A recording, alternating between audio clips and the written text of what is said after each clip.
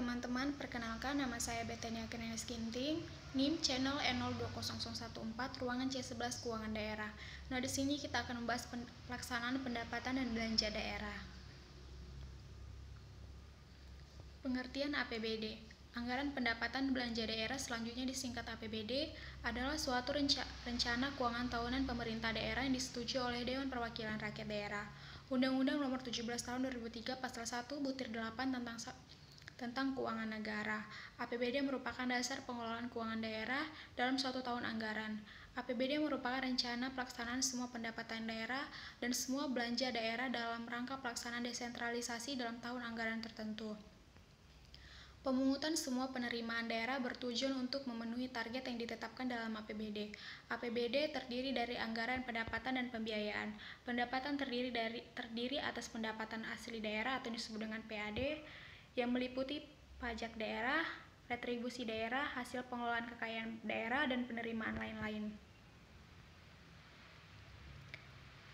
Fungsi anggaran pendapatan belanja daerah dapat dibagi menjadi beberapa fungsi, yaitu fungsi otoritas. APBD menjadi dasar untuk pelaksanaan pendapatan dan belanja pada tahun tersebut.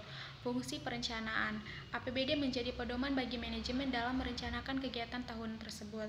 Fungsi pengawasan menjadi pedoman untuk menilai apakah kegiatan penyelenggaraan pemerintah sudah sesuai dengan ketentuan yang ditetapkan. Fungsi alokasi.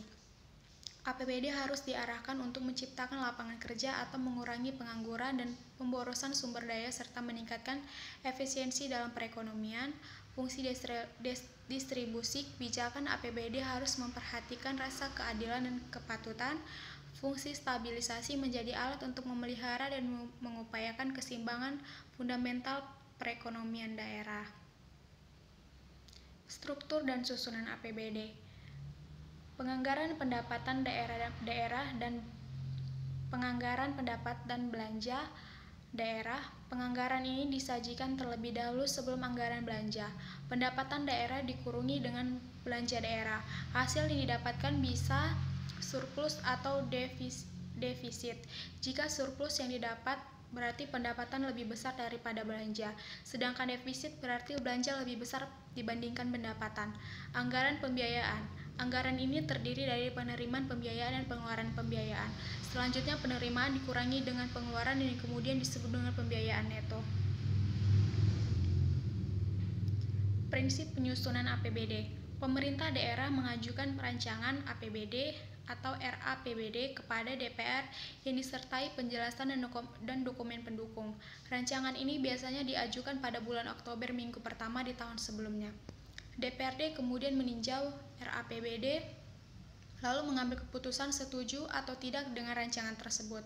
Pengambilan keputusan dilakukan selambat-lambatnya 1 bulan sebelum tahun anggaran yang bersangkutan dilaksanakan. Yang ketiga, jika RAPBD disetujui, maka rancangan tersebut akan ditetapkan menjadi APBD melalui peraturan daerah. Jika DPRD tidak menyetujui RAPBD, pemerintah daerah bisa menggunakan APBD setinggi-tingginya sebesar angka APBD tahun sebelumnya. Yang terakhir, pelaksanaan APBD yang telah ditetapkan dengan peraturan daerah selanjutnya dituangkan dalam keputusan gubernur, wali kota, atau bupati. Sekian dan terima kasih presentasi dari saya. Selamat siang.